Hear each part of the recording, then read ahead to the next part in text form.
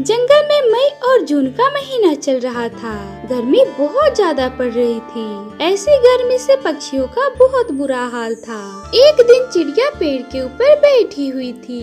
उसी पेड़ पर कबूतर भी बैठा हुआ था। चिड़िया कबूतर से कहती है, कबूतर भैया, इस बार तो गर्मी बहुत ज्यादा पड़ रही है। ऐसा लग रहा है ये गर्मी अब की बार हमें मार ही डालेगी। ऐसी गर्मी से तो नदी का पानी भी गर्म हो गया है और गर्म पानी होने के कारण नदी का पानी सूख रहा है। अगर गर्मी ऐसी ही पड़ती रही तो हमें बहुत मुसीबतों का सामना करना पड़ेगा। चिड़िया, तुम चिंता क्यों कर रही हो? बस आज रात की ही तो बात है, कल से हमें गर्मी नहीं लगेगी। कबूतर भैया, मेरी समझ में तो कुछ भी नहीं आ रहा है। आखिर आप कहना क्या चाहते हो? हमें गर्मी नहीं लगेगी, मगर हमें गर्मी कैसे नहीं लगेगी? आप साफ साफ बताइए। रानू बहन, क्या तुम्हें नहीं पता? आज रात को ही सारे पक्षी शिमला के जंगल चले जाएंगे। क्या कालू और गोरी ने तुम्हें कुछ भी नहीं बताया? शायद वो लोग भूल गए होंगे। सभी पक्षियों ने अपना अपना सामान पैक कर लिया होगा, क्योंकि हमें आज रात को ही निकलना है। मैं भी अपना सामान पैक करने जा रहा हूँ और तुम भी अपना सामान पैक कर लो। हम सब आज रात को ही शिमला के जंगल के लिए निकल जाएंगे। लेकिन कबूतर भैया, कालू और गोरी ने मुझे इस बारे में कुछ भी नहीं बताया है। मैं अभी उनसे पूछने जाती हूँ। ऐसा कहकर रानू चिड़िया कौओं के घर की तरफ निकल पड़ती है। कालू, गोरी, आप दोनों शिमला के जंगल जा रहे हो, लेकिन आपने तो मुझे इस बारे में कुछ भी नहीं बताया है। चिड़िया, हम दोनों दूर शिमला के जंगल जा रहे हैं, पास के जंगल नहीं। और वहाँ जाने की तुम्हारी औकात नहीं है। सारे पक्षी बम्बू कॉप्टर से जा रहे हैं और बम्बू कॉप्टर का किराया बहुत है, तुम दे नहीं पाओगी। याद है चिड़िया, तुमने पिछली बार मुझसे 100 रुपए लिए थे। कब देने का इरादा है तुम्हारा? हाँ हाँ गोरी बहन, मुझे याद है कि आपने मुझे 100 रुपए दिए थे। जैसे ही मुझे कोई काम मिलता है तो मैं सबसे पहले आपके ही पैसे लौटाऊंगी। लो, कर लो बात। 100 रुपए देने की औकात नहीं है और शिमला के जंगल की सैर करने जाएगी। शिमला के जंगल जाने के लिए 1000 रुपए चाहिए और बम्बू कॉप्टर का किराया कहाँ से दोगी? यही सोचकर हमने तुम्हें इस बारे में नहीं बताया। चलो चलो, हटो यहाँ से, हमें देर हो रही है। नहीं तो तुम्हारे चक्कर में अगर बम्बू कॉप्टर छूट गया तो हमारा क्या होगा? हमने बहुत मोटा किराया दिया है बम्बू कॉप्टर का। राना चिड़िया अपना उदास मन लेकर अपने घर लौट आती है। वह अपने घर आकर अपना सारा सामान पैक कर लेती है। इधर बम्बू कॉप्टर भी आ चुका था। सारे पक्षी भी उसमें बैठ चुके थे। वहीं थोड़ी दूर पर रानू चिड़िया भी अपनी बेटी के साथ बैठी हुई थी। तभी बम्बू कॉप्टर का ड्राइवर रानू चिड़िया के पास आता है और उससे कहता है, चिड़िया, क्या तुम्हें भी शिमला के जंगल जाना है? हाँ ड्राइवर भैया, मुझे भी शिमला के जंगल जाना है, लेकिन बम्बू कॉप्टर का किराया मेरे पास नहीं है। अगर आप इजाजत दो तो मैं और मेरी बेटी बम्बू कॉप्टर के छत पर बैठकर चले जाएंगे।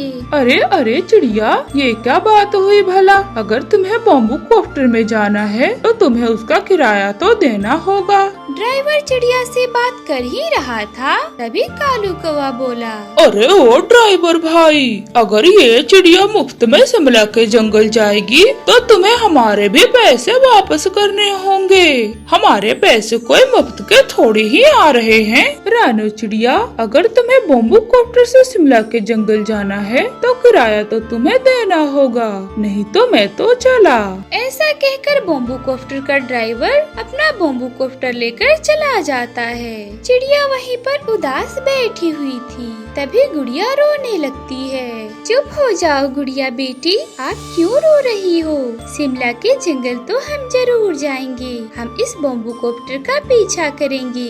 ये जहाँ जहाँ जाएगा हम इसके पीछे पीछे करके शिमला के जंगल पहुंच जाएंगे। फिर रानू चिड़िया बम्बू कॉप्टर का पीछा करने लगती है। बम्बू कॉप्टर जैसे जैसे जा रहा था, रानू चिड़िया भी उसके पीछे पीछे जा रही थी। तभी अचानक से बम्बू कॉप्टर एक जगह रुक जाता है।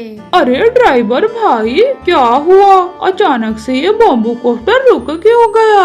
कालू भाई, बम्बू कॉप्टर का इंजन खराब हो गया है और ये कब तक ठीक होगा ये तो मुझे भी नहीं पता, इसलिए आप सब बम्बू कॉप्टर से नीचे उतर जाएं। सभी पक्षी अपना अपना सामान लेकर नीचे उतर जाते हैं। तभी थोड़ी ही देर में चिड़िया भी वहाँ पर पहुँच जाती है। कबूतर भैया, क्या हुआ? अचानक से ये बम्बू कॉप्टर यहाँ क्यों रुक गया? चिड़िया बहन, बम्बू कॉप्टर का इंजन खराब हो गया है और ये कब तक ठीक होगा इसका तो कोई पता नहीं।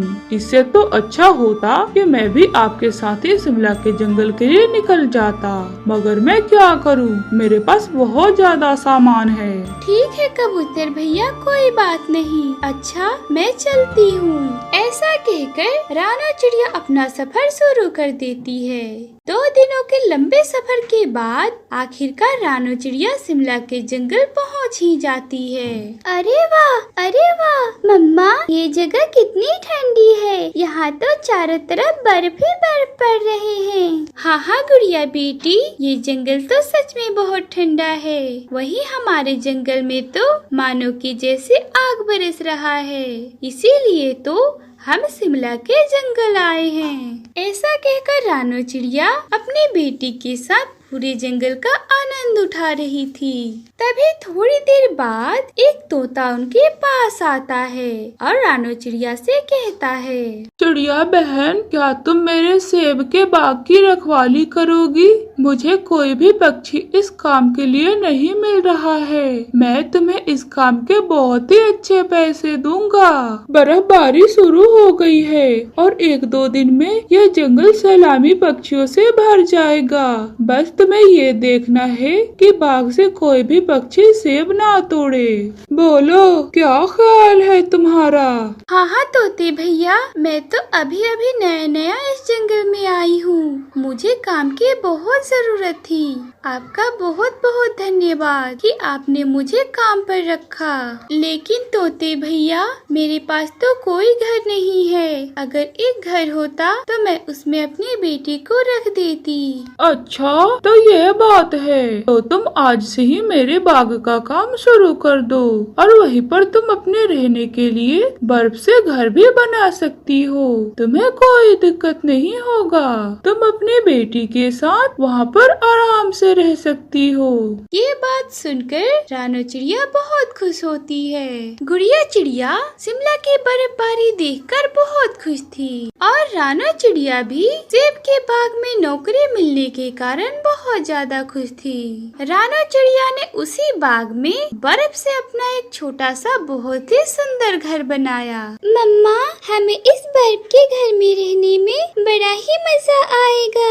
हमने बहुत अच्छा किया कि हम अपना जंगल छोड़कर यहाँ शिमला के जंगल में आ गए। हाँ गुड़िया बेटी, आप बिल्कुल सही कह रही हो। अब हम इस घर में बहुत ही मजे से रह सकते हैं और हमें यहाँ पर परेशान करने वाले वह दुष्ट कौवे भी नहीं हैं। राना चिड़िया अपनी बेटी के साथ उस बर्फ के घर में बहुत ही मजे से रहने लगती है। प्यारे दोस्तों, अगर आपको हमारी कहानी पसंद आई है तो आप इसे लाइक करें और हर दिन ऐसे ही नई नई कहानियों को देखने के लिए आप हमारे चैनल को सब्सक्राइब जरूर करें। आपका धन्यवाद।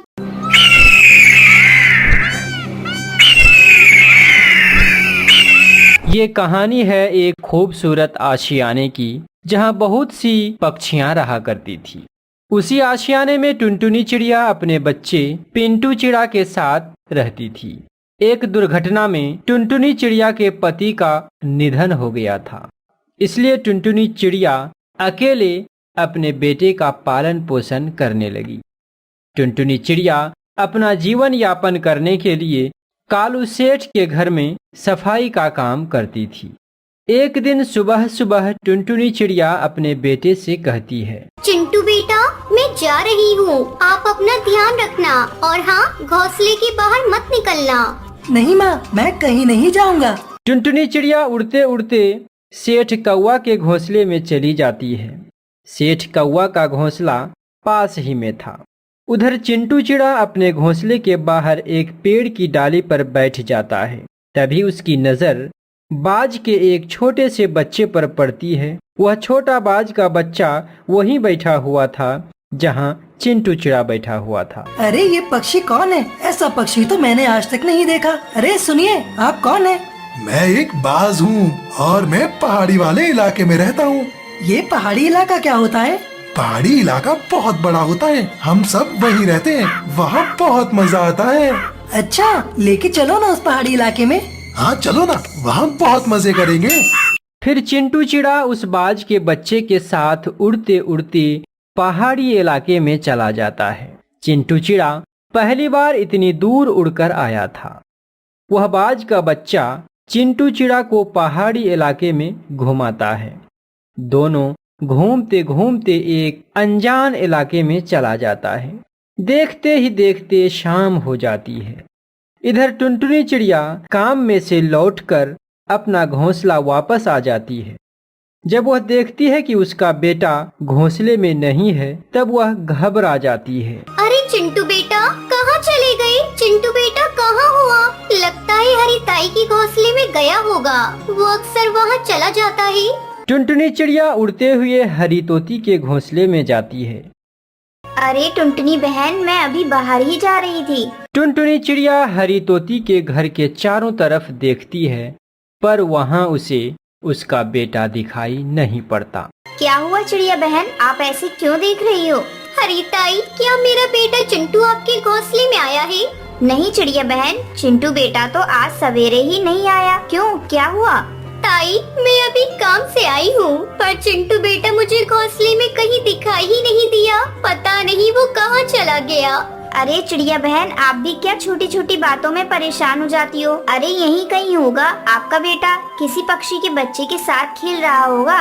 एक इंटरेस्टिंग कहानी के लिए हमारे चैनल को सब्सक्राइब करने के साथ साथ बेल के आइकन को भी प्रेस कर दें, ताकि आपको नई नई स्टोरीज का नोटिफिकेशन समय पर मिले। धन्यवाद।